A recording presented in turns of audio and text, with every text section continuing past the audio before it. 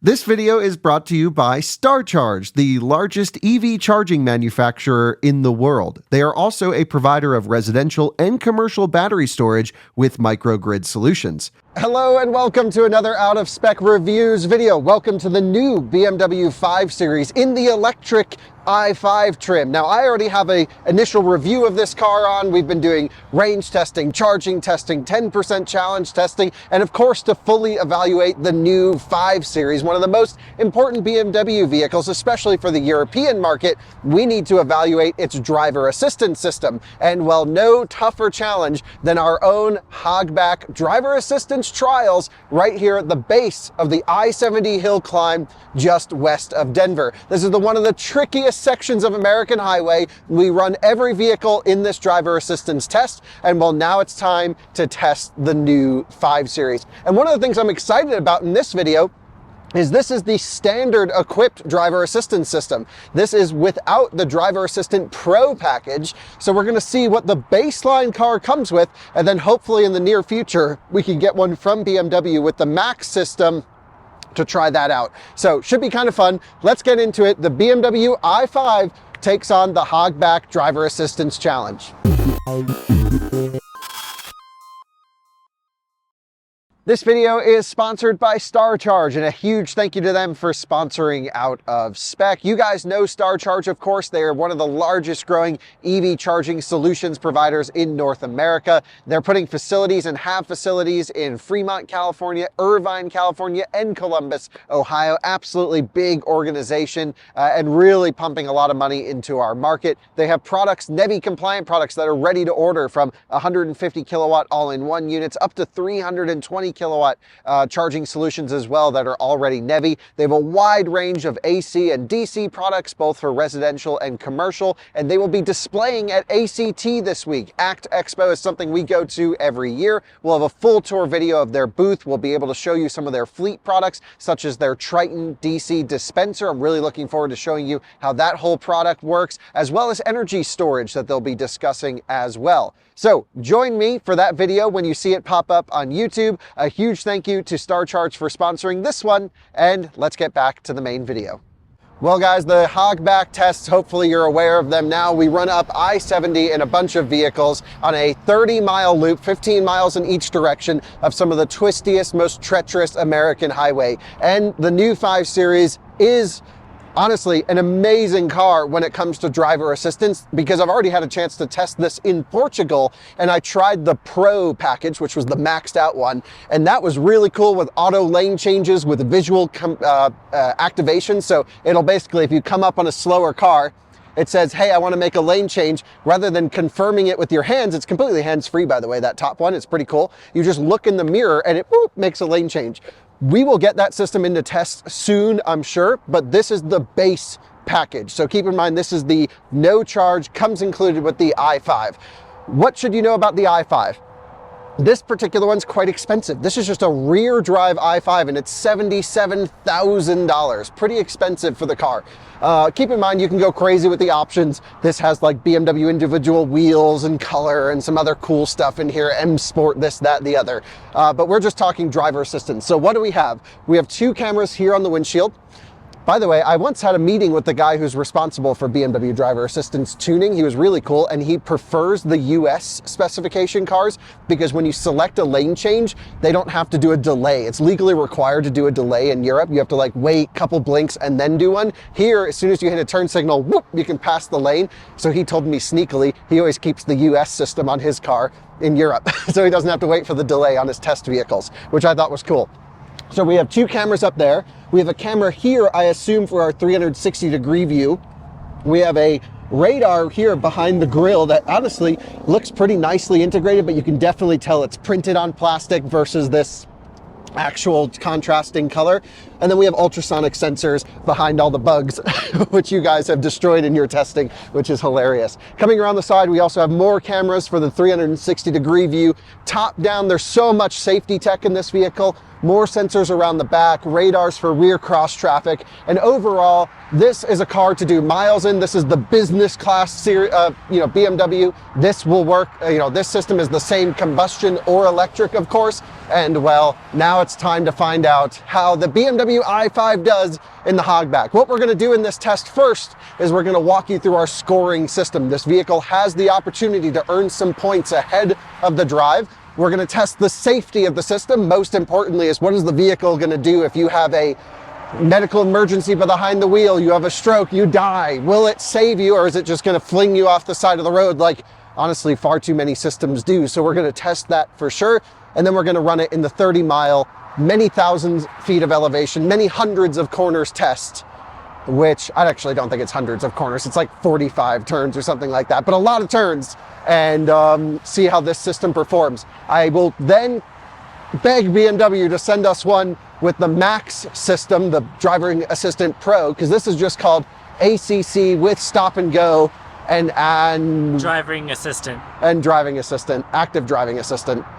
Their naming's terrible, but this is the base system. We'll try and get the Max one in soon, but at least this will give us a good baseline. Rear drive i5 going up I-70 in Colorado. Let's freaking do this. Welcome to the inside of the BMW i5, where we are now going to judge the driver assistance system. And this is BMW's newest electric vehicle. It has their flagship system, but then the pared down version of that. And so I'm actually expecting a big thing here, because the highest ranking vehicle is the EQS AMG, yep, then Tesla, and then BMW, right? Yeah, right up there. i4 is up there. And this should be a better system than what's in the i4. Mm-hmm. So I think we might have a new winner today. We'll see. I'm excited. So let's walk through the scoring system, Max.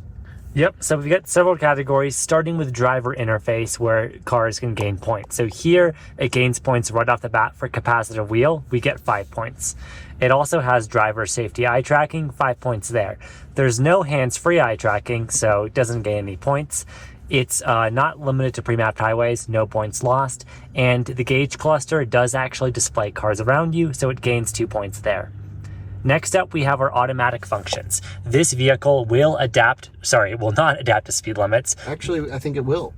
Will it? Yeah, I'm pretty sure it will. If we come in here to driver assistance and driving, there's a speed limit assistant, and you can adjust it not only just to the current limit, but you can also adjust it in speed ranges of roads that are marked 40 miles an hour and below, and above 40 miles an hour. I love that. 2 different adjustment points. So on the highway, for example, I can say, let's go plus 10, but in the city, I can say, let's just go plus 5. Okay, so it gains 5 points for adapting to speed limits, and it has offset, which is great. And we're going to give it an editor's influence of plus 2. Agreed. Because that's so cool. This is so nice, because a lot of times I want a higher offset on the highway. Yeah. Tesla kind of gets around this with a percentage offset, but then it never goes to a number that makes my OCD happy. So you never use that. I never use that, yeah, because I like to be in increments of 5. It's very German of you. So this is a really nice function. Yep. It also does have adaptive system aggressiveness, I believe. Where did you see that? Does it not? I don't think so. It has preferred. Oh, that's just the lane distance. Correct. And it might change a little bit of behavior based off of drive mode. We can play around with that and update this scoring system as I drive it throughout the week, but I don't believe it does change system aggressiveness based off drive mode. Okay, and because this is not the professional system, there's no automatic lane change in here. Yeah, we'll have to double check that. We'll see. We'll find out. But for now, we're not putting it in. Without user input doesn't apply. For the warnings, we'll actually cut to that part of the video right now. And that's to simulate when there's a medical emergency. Yep. Jiggle, we're off. Safety control. I am now dead. And I actually have to look away because it is a bit eye tracking. So Jordan, you pay attention to the road, please. Okay. I'll keep an eye on the rear view. We're still on the road. Okay. Just tell me when I need to look up. This is flashing. I can tell out of the corner of my eye. Right? Yep. Yep. Okay. This feels so dangerous, but I'm glad we have 3 other people watching the road. Oh. The first ding. Is there a warning message? Oh, yep. brakes. Sudden brakes. Oh, hard pulses. Hard pulses. Oh. Wow. That can't be good Head for up motors. display. Also looking. Vehicle is stopping. This whole strip has gone Everything has gone red. Hazards are going. Everything's blinking. It's staying in drive. Parking brakes on. And then I wake up. Oh, we go. Full power. Okay, so what we just saw there was not bad performance. It did not yank the seatbelt or shake the seats, no horn, but it put on hazard lights. It brought the vehicle to complete stop. There wasn't any kind of, letting go of steering without warning, which we've seen vehicles do, like the EV9. It didn't pull over the shoulder. No vehicle in the market currently does. I think, do we want to give it any points for the braking? Yes. It was more noticeable than the Polestar's brake. It had a really good brake pulse to try and wake you up. And so whatever we gave to the other vehicles that do that, this deserves the points as well. Okay, great brake pulse for waking you up there. And then the drive is the last part, and that's to the rest of this video, where we're basically going to take away points for if we have to take over for safety, auto disengagement. Off to go drive the i5. I'm going to set the screens up so I can pull up the driver assistance menu here, assisted view. Can we just make one more big deal about the fact that this vehicle, despite not having the max assistant package, is getting 22 points off the bat? BMW knows how to do driver assistance. There's an EQE SUV. Nice. They understood the assignment. We have one of those this week. Actually, I don't actually know if we're getting an EQE sedan or SUV. I think it's the SUV. I saw it there when I picked this up. Oh, okay. Yep. Great. That'll be nice. Yeah, they accidentally charged that instead of this. Oh, okay. I Well, I guess we could have chosen one or the other. Yeah, you got this at 5%, right? Yeah. Yeah. But that's not a Yeah, this minor is, oversight. Yeah, we asked for them dead. Yeah. they always charge them to 100% for everyone. I hate that so much. Don't worry, I charged it 100 for you. If you're a journalist and don't have a home charger, you shouldn't be reviewing electric cars. Hot, accurate take. Yeah. Or if you don't understand public charging infrastructure, I should say, which is like pretty much every journalist. So anyway, we are merging onto I-70 here in a moment, but I just have to give some props to the i5. I drove this car in Portugal. It's been a couple months since I've been there to experience it. And coming back in this car, I think I'm a little bit more excited than all of you about it. I really like this car. I really like it. Just I'm jaded by the spec a little bit. What's wrong with the spec? The spec's nice. Well, for 84 grand, I got. No, it's 77. Oh, this one's 77. 77. Okay. Still, for 77 grand, I got on this and couldn't even turn on my cooled seats because there are none. No cold seats. And it's a rear-wheel drive vehicle. And rear-wheel drive. Yeah. I actually prefer the rear drive over the all-wheel drive, personally. Nice power. You can pull the boost paddle. Whoa! Okay, it's not actually that fast. That's like a Honda owner thing. Yeah, I think it's 5.7 seconds to 60, so not exactly quick. Okay, so I've got the system activated right now, assisted driving activated, waiting for the steering to kick on. Sometimes it takes a moment. There we go. There we go. We're about to get blinded by the sun. Wow. And it's still doing it through the glare. It can see better than I can. I knew this system was going to be freaking awesome, even with the sun in the worst possible place. Instantly, it's so confident. It is It's so a good thing we didn't do the other cars at this time of day. I wonder which ones would have. Yeah, I wonder how sound affects some of the other cars. Oh, my Polestar would just go, no thanks. It looks like a nuclear bomb just went off on the iPhone viewfinder. Yeah, so this does not do auto lane changes. Interesting. Bummer. But you just click the turn signal, it kills steering. As soon as I'm over in this lane, it should re-engage. There we go. Nice. Nice. And then it just shut off without warning. I don't know why. Probably glare would be my guess. There we go. Are we back on yet? Nope. Mode, distance control, assisted driving. We might actually have to wait for the sun to go down to do this, guys.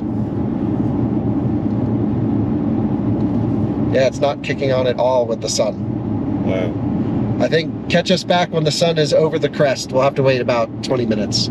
If that, maybe 5. Yeah, maybe 5-10 minutes. All right, well, we'll come back again and do it. Definitely affected by glare. Viewers, you join us now in boost mode, merging back onto the highway, hopefully with the sun in a better spot. Looks like we're getting on at a pretty bad time at the moment with a truck right in front of us, but we'll do what we can. Let's get the speed set. So system on, speed set at the speed limit, and when will it engage? Has not engaged yet. Come on, baby, engage. Sometimes you gotta jiggle the wheel to get it to lock in.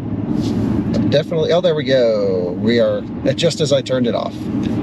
We're now on assisted driving. Now, this vehicle does not have automatic lane changes like we found out, but what I can do is hit the turn signal, and it doesn't seem to accelerate to get past. Not until you get over, yeah. Not at least at that speed. We'll have to play around, because I know my old BMW i3 that I used to drive would do that even. So now we're back on the system, all is good. And are we sure this is a capacitive wheel? Did you guys all test that? Because you gave it points for it. I'm pretty sure it was, yeah. Okay, I'll just double check. It may not be capacitive in all areas, though. We have to check that. It doesn't? Oh yeah, it is capacitive. Yeah. We'll keep it here. So we're in the 5 Series. It's quiet. It's not 7 Series quiet. No. But it's quiet, and it is comfortable, and I love the size of this car, and this is the business class sedan for BMW, and it is honestly it is, I would say, the most BMW. It blends the sportiness of the 3 Series with the comfort of the 7, and I think they've done a really good job with this car as an overall package, especially considering the fact that it shares pretty much everything with a combustion car. Yep. So it's an electric car and a combustion car designed to be both from the beginning. I think that's still a compromise. I'd like to see what they can do at a full battery electric platform. But of course, different markets as a global approach aren't always great. Coming into this corner, doing great so far. I think we're going to have a lot of good things to say about this system, even though it is the base system. Now, there is a car in our blind spot, but I am just able to make a lane change here and squeeze in without getting stuck behind this truck. Back on the system now, and it did it. No ping-ponging as far as I can tell. Yeah, the sun is kind of really right at us now, but it hasn't killed the system. We're doing it kind of at the most aggressive time of day on the way out. Yes. But yeah, it seems to be doing just fine. This car in front of us is taking an exit. Okay, really waits a while for him to get out of the way, though. Yeah. And then we get moving. But smooth, competent.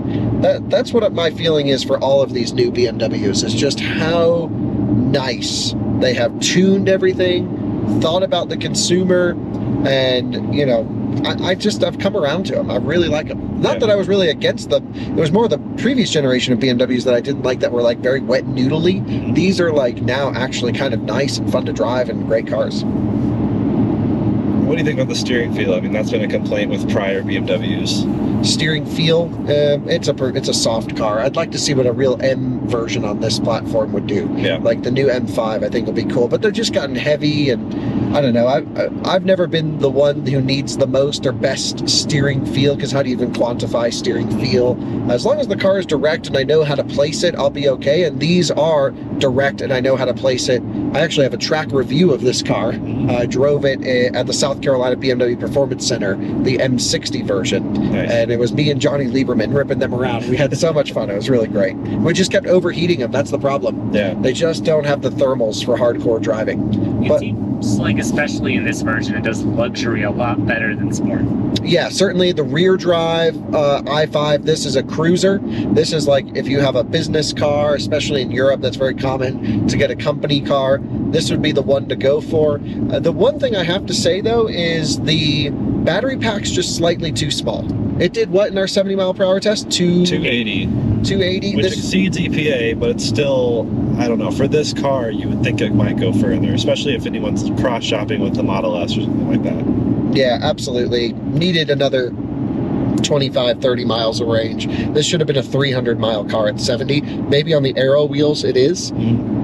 But still, you got to get the nice wheels. We have charging coverage coming too, but it's also not really exceptional with charging. It's not bad, but like given how comfortable this car would be into, like, let's say cruise the entire East Coast, it'd be sweet if it had a bigger battery and better charging. But it is better than the EQE in terms of charging, because that's such a low voltage battery pack. Yeah. BMW at least has a smaller capacity, but really good medium to high voltage. It's still 400 and something volts full, like 450 full or 440 full. I'll have to look. But, you know, it's not like the EQE, which is like 320. So there, we've just canceled steering. I don't want to take the points away from it. Yeah, we're going straight. It's just sun glare. It's just sun glare. And honestly, we're doing this car a bit of a disservice just for the peaks running it at this time. But we know that it'll be fine. As soon as the sun goes away, it should lock right back on. So there we are. Sun's now gone. Beautiful mountain silhouettes. I can't wait, though, on the note of like bigger battery, better charging, to see what BMW does with the Neue class, because that could be something really special. Jordan's going to find out in 2 days. Yep. And he'll be able to tell you about it soon. Maybe even before this video goes up, I would think. We'll see what they say about it, if anything. Yeah, I think it's hard to tell how concept-y that is. Yeah. But the platform, I think, is the exciting thing there. Yeah, electric first. So we have no driver assistance at the moment just because the sun's right there. And this is a tough corner that I'm pretty confident it would be able to do. Just trying to see if we can get it locked back on now. The answer is no. You have to turn it off and back on? No, it'll automatically come back on, I think.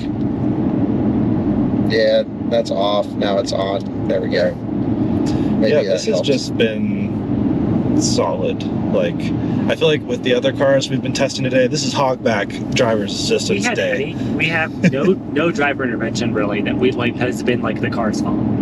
In which car? In this. Well, we just started. Yeah. but the other ones, by this the Polestar, we were already at like minus by 10. by this point with the other cars, we were like, is it gonna do it? Is it gonna do it? And with this one, it's like, okay, well, this is where it comes into the competence of level 2 systems and how well they've advanced over time. I mean, we were dealing with, what did we test today? EV9, highway drive assist has been out for years. We've tested Polestar 2, which that system's been out since 2016, and Polestar 1, same thing.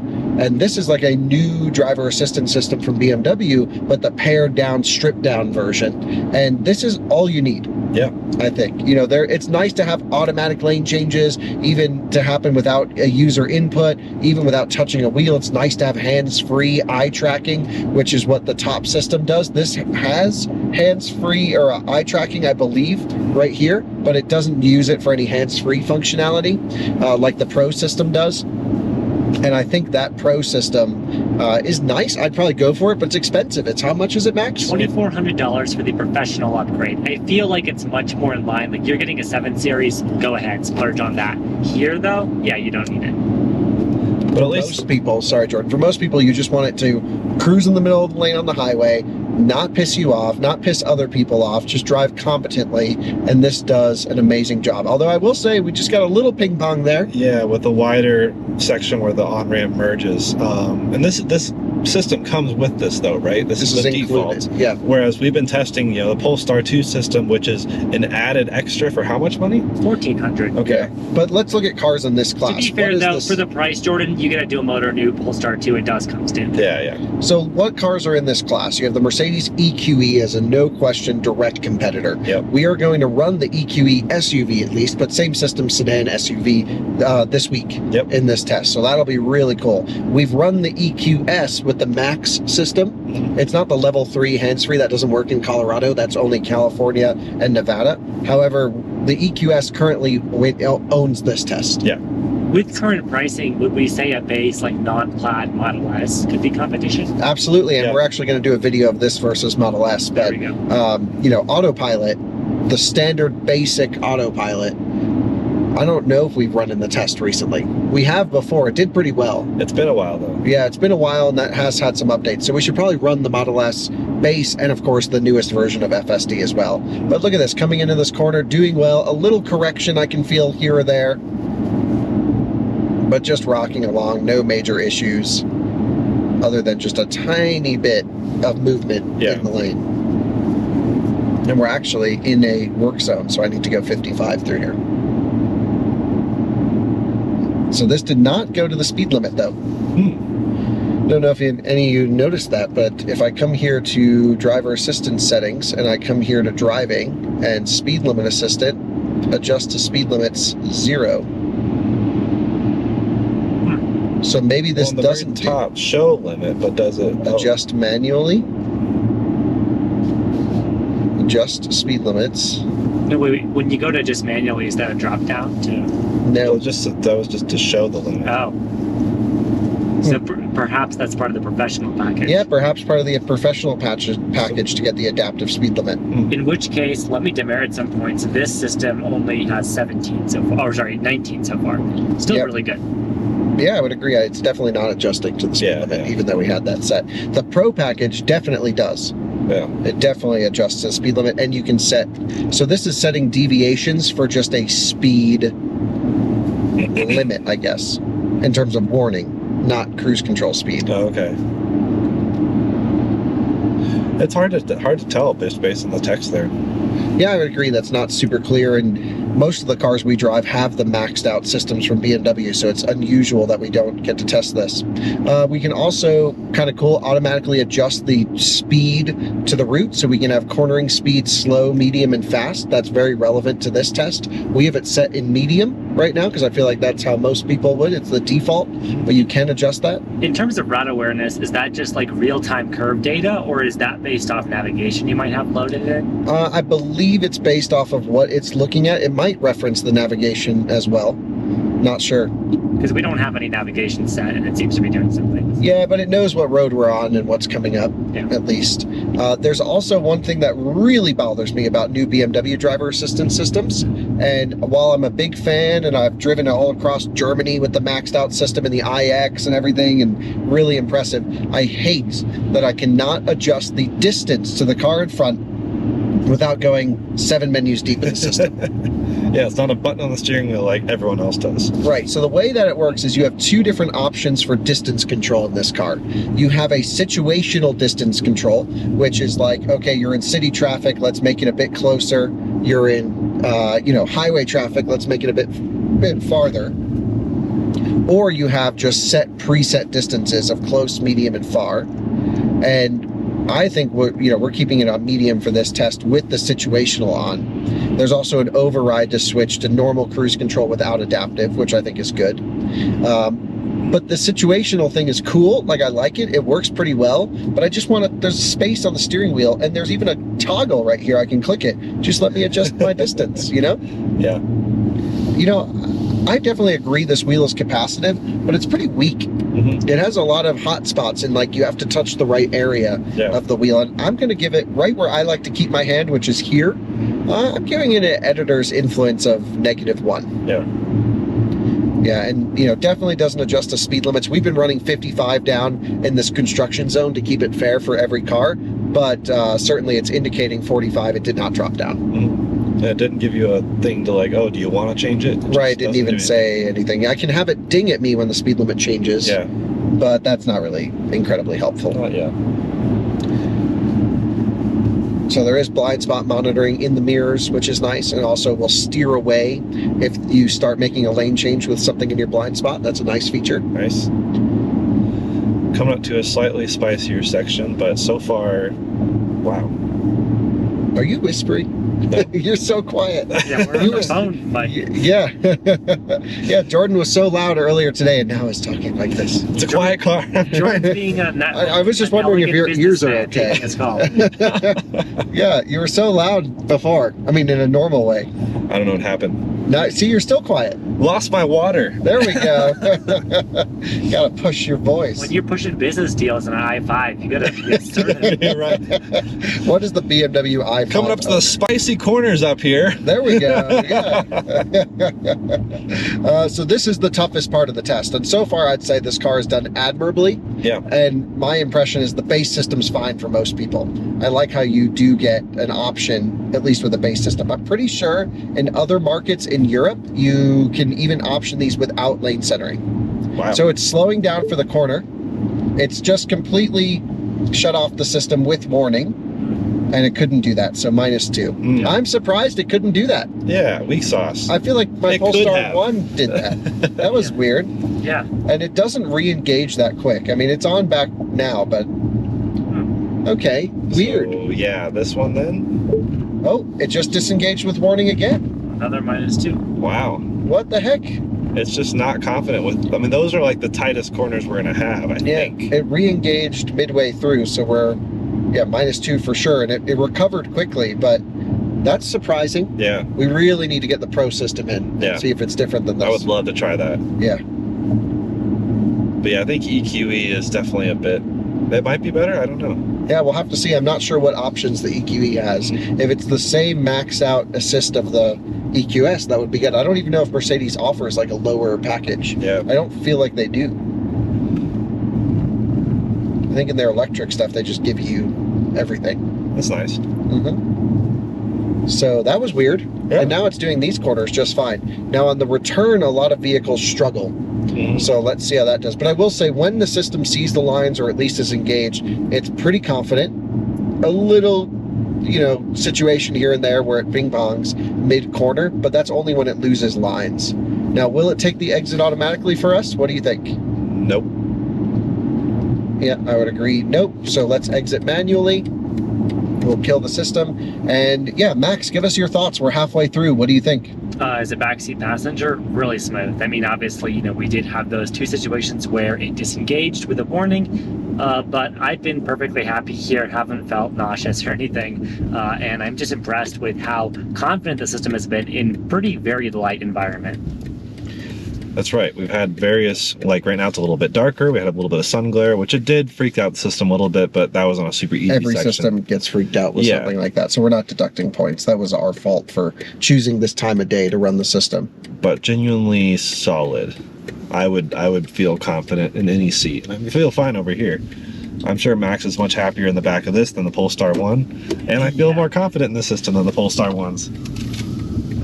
Little bit of tire squeal there. Yeah, I actually love this car. I love the size. I fit really great in it. I can sit nice and low since BMW used a shorter cell. They were going to get a collapsed battery pack, which I think is a downside for battery pack capacity in this car. Yeah. But I'm just setting us to 55. 82 is probably, to be honest, perfect for the European market, but feels small in the US. Yeah, I would agree with that. I think if it was 82 and had fast charging, that would be awesome. So like weirdly, there we go. It just kicked on steering. It just takes a little while to get steering active, longer than I would like it to. And now we're coming through one of the tightest, hardest sections of this drive. Let's see how it does on the return. So no cars are around us. We're going to let the system do its thing. Very smooth, very confident so far. Little brakes. Yep, drop speed a little bit halfway through, but nothing jerky. No. The thing with especially Tesla Autopilot is when it gets confused, it starts slamming on the brakes and freaking out. And here, it just drops the speed a little bit, keeps the steering on, makes a warning, flashes lights, and vibrates the steering wheel when it has to shut off. It does everything it can do. I really love these light interaction points that indicate when the system is on hands-free, which this is not capable of, or flashes orange when you need to take over. What's it going to do here? Completely misses the lane and will just go right off the road. Whoa. That was crazy. Driver takeover. Yeah, technically -1, but it did shut off, so -2. Yeah. And that really should be like a -5 if it can't do that. I mean, that's pretty. That's just into the wall right there. Yeah, of course. That's dangerous. So we've seen a lot of cars mess up on that corner. That is always the toughest corner of this test. And, call me surprised. I came into this thinking this system was going to nail it because i4 did pretty well. Maybe they're saving it for the Pro option. Maybe the Pro option. But you would think the base system should do functionally limited, but not like capability limited. Yeah. If you know what I mean? Like featured limited, Thank you. have the same core competency. Yes, that's the better way of phrasing it, Max. And I do English feel like, majors. yeah, of course, this guy. But I do feel like I really sometimes have to either squeeze the wheel or put in a little torque. It's not just a light capacitive wheel. And so therefore, I think I'm going to give this, here's what my suggestion is. Let's take away the editor's influence of the capacitive wheel having hot spots. Look, I'm grabbing this thing and it takes a minute. Yeah, actually, let's just keep it that way. I was going to say we could give it 2.5 instead of 5 points for capacitive, but it accomplishes the same thing. Yeah.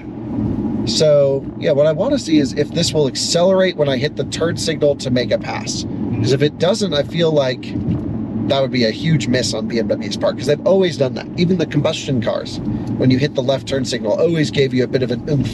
Yeah. So we're just going to drop speed a little bit behind this truck. Let's just let it, there we go. Turn signal. Oh yeah, it does. It must have just been a weird thing before. Yeah. It definitely let off the brakes a little bit as soon as I hit the signal and it knew what was going on. And so how long has BMW been doing the lane centering driver assistance? I mean, when did that come out? 2000, I gotta think. So in Europe, they had an i3 with traffic jam assist.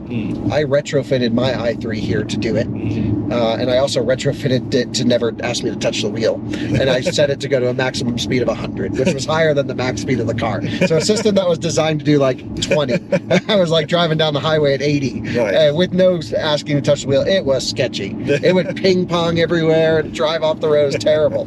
But I would say since probably 2014 is when they first started getting into active steering, something like that. And yeah, so it just actually shut off there for no reason. And then it immediately shut back on. And it turned back on. Did it give it a warning? It did.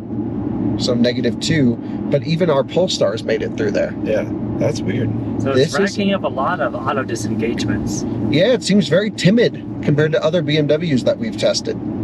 Yeah, at least it warns you, but that's like, I don't know why. So you've driven this car around a lot this week on highways and stuff like that using the system. What's it like on not such a treacherous road? I mean, completely fine. Like, I think we took Highway 6 to get to the Denver Auto Show. This thing, like, not even a thought. It just did it. So, straight lines obviously are great, but and it didn't have any weird cancel things. We even went through a construction zone, so I don't know. It must just be, I mean, that's why we test things on this part of the road, this part of the highway. Most treacherous in the country. I think I do remember all the stats, like 2,000 feet elevation gain and descent, 46 corners, 30 miles total. It's a lot of maneuverability on a major highway. And yeah, what did I give it negative for the capacitive wheel? -1. -2. It doesn't deserve all the points up front. Yeah, all 5 would be a perfect capacitive wheel. That would be no hot spots. And this is like, I just had to squeeze the crap out of this thing. And yeah, it responds to torque as well. So sometimes that might be more comfortable. But I noticed like areas down here it's pretty good at, but where I like to keep my hand here in the groove as just like a light placement, it doesn't really like that so much. Huh. I love the car. Personally, Yeah. I fit well in here. I really love the size. I love the view. I actually like the tech. I don't love the tech, but I like the tech. I maybe just because I've always driven BMWs. I have a bit of BMW inside of me. I really like it. I know a lot of the engineers for this car, so I know what their thought process was going into it. And I feel like that always helps me review a car. And it's the main reason I go on programs. It's why I went to Portugal to drive this car. And it's, okay, I met the guy who does the aero for this thing. And I met the guy who did the steering for it. And I met the charging people, and I met the driver assistance people, which I got to send them this video and ask them what the heck is going on, because this is not like anything I experienced in Portugal with the Driving Assistant Pro. But I feel like having that background information as to why certain things are certain ways makes me understand the car and actually appreciate it for what it is, rather than just looking at something and going, I don't understand that, that's bad. Yeah. But overall, I think the car looks good. It's the first good-looking modern BMW that's electric. The 7 has a huge grille. It really depends on the spec. The 4 Series has the beaver teeth. The iX is bad up front. The back of the iX is awesome. Yeah. And this is like, it's unoffensive. It's like a normal car. Yeah, it's a little bit more angular than I would like in certain places, but you know, it's totally livable, and it's quiet, and it's comfortable, really comfortable. And it's got a good sound system, does everything it needs to do. Yeah. Maybe spend the money for the Driving Assistant Pro. I mean, you're already spending that much money, so add the cooled seats, add the Pro. the cooled seats is bigness. Our base Kia has cooled seats. For less money. Model 3 has ventilated seats. That's right, base Model 3 has ventilated seats. So the Germans got to stop with this nickel and diming crap. Oh, it just tried to do the gesture control for the audio. I like that feature, by the way. Yeah, it's cool. Yeah, but if you're Italian, I think you can also, yeah, you can close the sunroof. Oh, yeah. I don't really. Sometimes. Look how far up the wheel I have to come before it recognizes that I've touched it.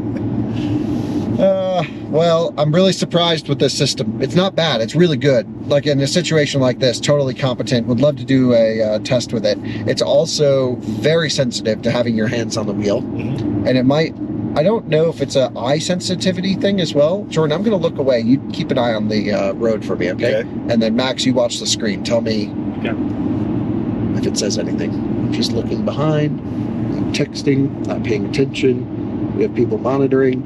And it's orange now. Yeah, but I think it's just a hand placement thing. I don't think it's using eye tracking. So why does it have it? I guess hardware. Max, do you see red dots here on your screen? On like the infrared ones? I don't. Then no, it's not using eye tracking, because it would have sensors here and here. Yeah.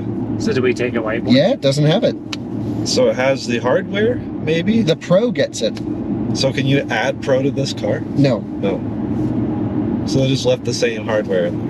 Well, they left the notch, which made us think that it had the eye tracking, but it does not, and I don't see any cutout. Do you have a flashlight on something? Here. Let's just take a look. Could you shine a flashlight right in there? Let's see if it has the sensors. No, it's completely blank. Nothing. Yeah. Yeah. Huh. Yep, completely blank. So that's interesting. So it is pretty stripped down then. Yep, more than we thought. It duped us. It totally duped us. Here we are coming in. BMW's going to win. New benchmark. It's the new 5 Series. It's got to be great. We got to try the Pro. Does the 7 Series that we have in the fleet have Driving Assist Pro? You had that car. I barely touched it, so I'm not sure. Okay. Maybe we'll get that if we need a Pro system. That but I would be like to do it in the 5. Yeah. So either way, okay. Well, not much to say really, other than this is a good base system. Yeah, at least it comes with this. Like, I wouldn't want to pay for this maybe, but well, I don't know. Yeah, it's better than Pilot and the Polestar. Yeah, but that's not like a comparable vehicle. How much is your Polestar compared to this? Well, a new Polestar 2 BST is like 80,000. But that's BST. So, but think about the competitors to this, Max. We have, obviously, we've talked EQE, we've talked Model S. What else does 5 Series compete with that's electric? Electric? Yeah. Not much. Yeah, BMW doesn't have an electric sedan in this class currently released. No. There's nothing from Lexus, well, not anything from Toyota Group. BMW or Volkswagen ID7. It just wiggled a little bit there. How much do we know ID7 pricing in the US yet? It's not going to be cheap. It's going to be like 60,000, I think. Okay, so a little cheaper than this. Yeah, doing this corner great. Yeah. But that travel assist isn't bad either. Have we run travel assist in this test? Let's see. Volkswagen, I'm looking. I can't find it. No, we have not tested that yet. We've tested the Porsche Taycan Cross Turismo. That did not do well. Nope, minus 11. Right. Yeah. That's probably also gotten better. I know Porsche's proud of the new Taycan having much improved driver assistance. Yeah, when we get the new car, we'll rerun That'll be awesome. the hogback. Perfect here with this lane split. Yeah. Yeah, I really do get the sense that like the bare bones of this system are competent, but then it just runs into weird limitations. It's constantly asking you to touch the wheel. Maybe the eye tracking system is much more lenient on this. I don't think you even have to touch the wheel. I don't think so. In Driving Assistant Pro. Whenever these are green in BMW, it means it's hands-free. Yep. These guys are doing some photography of the mountain range. Very cool. Great sunset spot right there. Yeah, absolutely. So now we're coming down into a 55 zone, which is also construction. So let's drop the speed. Pretty aggressive on the speed change. Yeah. Gets to right where you want to be. And it holds you right at the speed limit. It's not going a deviation, which is nice. Fairly German of it. Yeah, right. 55 is 55. Yeah, some cars like on the downhill, like GM stuff, Polestar, Volvo, they go like +3, -3. They're in the range. This is locked in, as it should be, I think. Yeah. Will it take the right lane? Because this is a tough section where there's 2 lane markings. What do you think? Nope. Not even. Perfect. Didn't even think about it. Wow. Okay, that's impressive. Yeah. That's great. It's capable.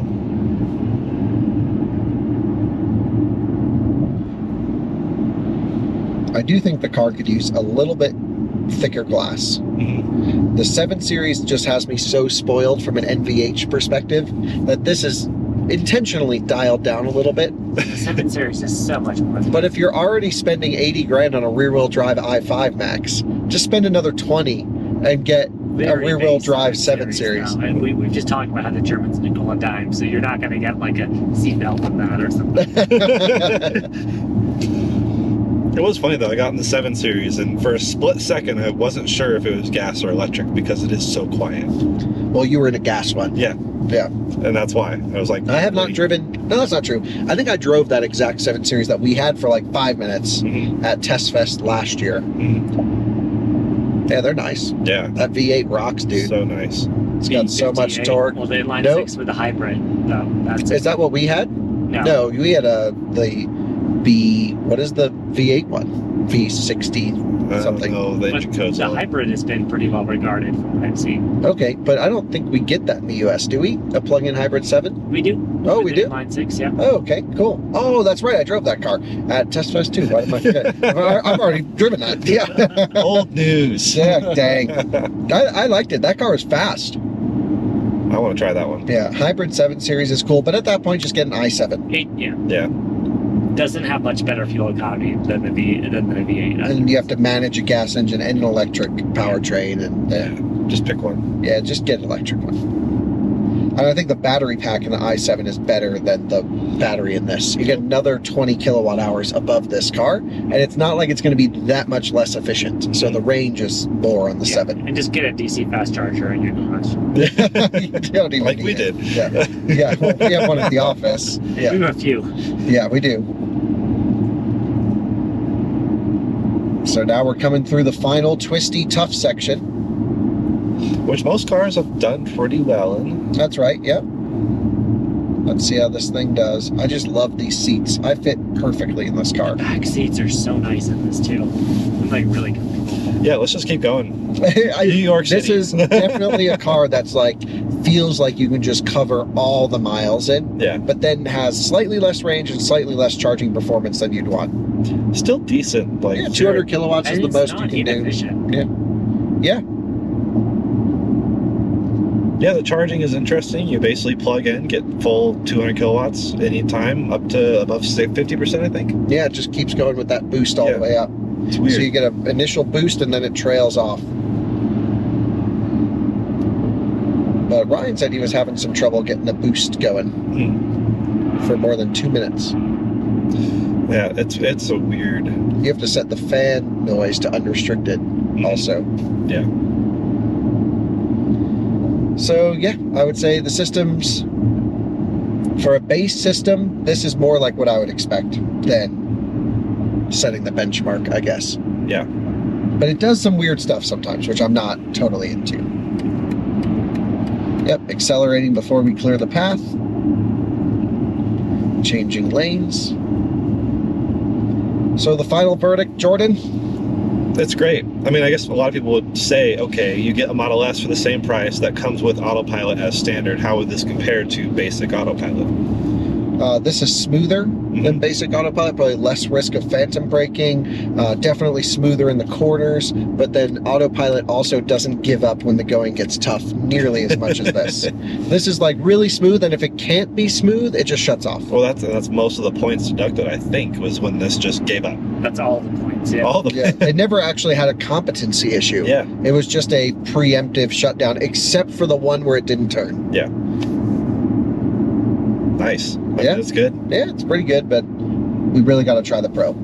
So the base system in the i5, if anyone just buys one off the lot, even if I just bought this off the lot, I'd be fine with this system. Yeah. Weirdly, Oh. it almost just took the exit automatically, which it's nice, but it's not supposed to do that. But I would actually say -1 there, Max, because it did go over the intended line. Yeah. Oh, so okay. So driver takeover. Yep. Yeah, Okay. So do we want to know the final score? of course. So we are actually at a 4, positive 4. Nice.